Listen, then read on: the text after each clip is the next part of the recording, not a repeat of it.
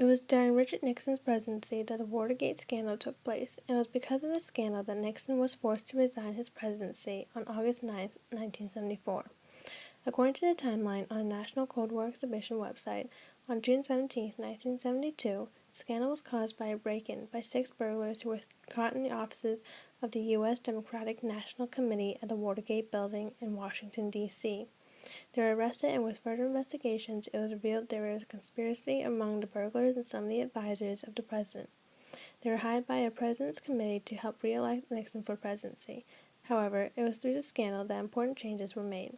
The scandal resulted in the U.S. Congress deciding to curtail the power of the president when it came to deployment of troops, money matters, and freedom of information. This decision will affect later decisions made by future presidents in war and economic problems. When Richard Nixon won the election for presidency, not only did he inherit the position of president from Lyndon B. Johnson, but Vietnam War as well. Soon, President Nixon began a campaign to end the war by gradually withdrawing troops with intense bombings in North Vietnam.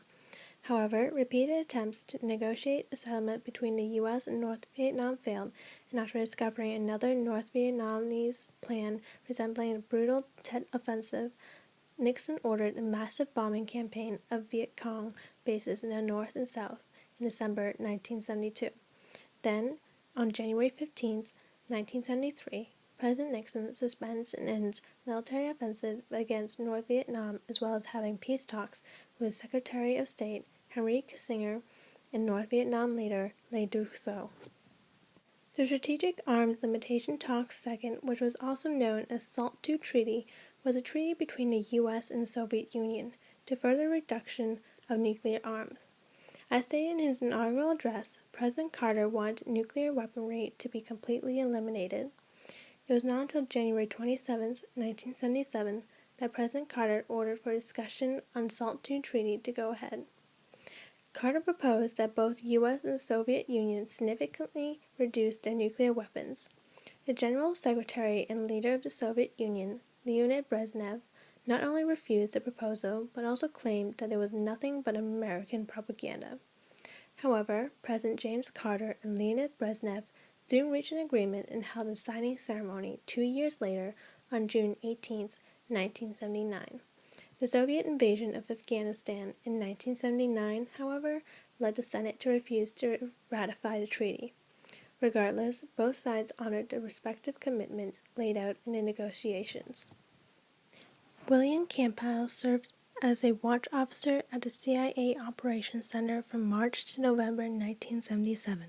He was arrested in August 1978 on charges he stole a top-secret technical manual on a KH-11, or Big Bird, reconnaissance satellite and later sold it for $3,000 to a Soviet agent in Athens, Greece.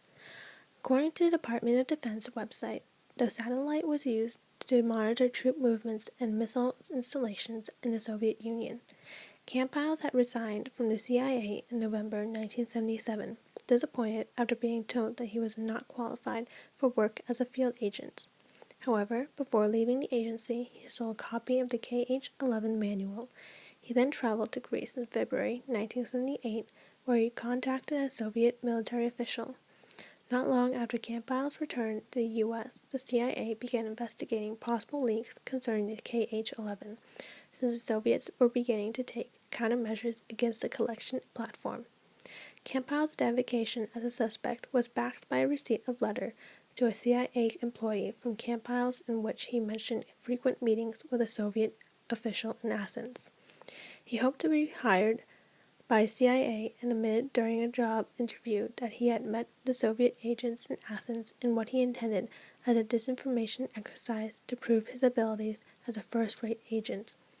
The CIA and counterintelligence was concerned about what they heard and contacted the FBI, who questioned Campbell's until he confessed about the theft of the manual and selling it to the Soviets.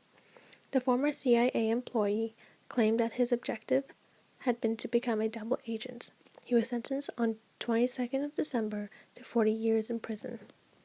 On March 10, 1978, President Carter signed the Nuclear Non-Proliferation Act, or NNPA, into law.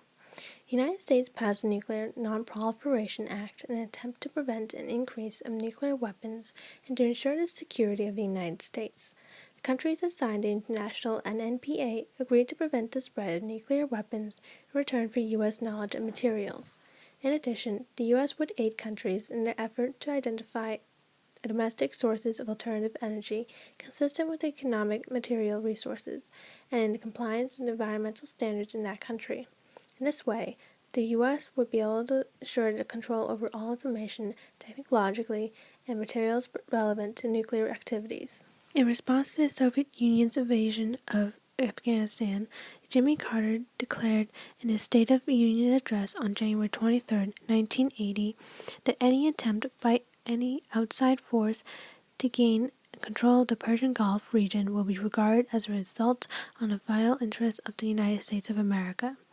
He added that any such attack will be repelled by any means necessary, including military force. This became known as the Carter Doctrine and was intended to serve as a warning to the Soviet Union not to infiltrate on the Persian Gulf region. The Carter Doctrine was modeled on the Truman Doctrine and was designed to link the security of the Persian Gulf region to that of the United States. It was acknowledgement that the security of the United States was independent with that of the Persian Gulf. The invasion of Afghanistan raised the fear that it was only the first step in the Soviet Union plan to cut off the access of Western powers to the oil from that region. Reagan sent American Marines into Lebanon in August 1982 as part of a multinational force that included troops from Italy and France, and it was hoped that this force would stabilize the situation and keep Israeli, Syrian, Palestinian, and various Lebanese militias from further reducing Beirut to rubble. The chain of events leading to the deployment of American forces began when Israel invaded Lebanon in June 1982 to destroy the Palestine Liberation Organization, known as PLO, and other groups that had launched attacks into northern Israel from sanctuaries in southern Lebanon.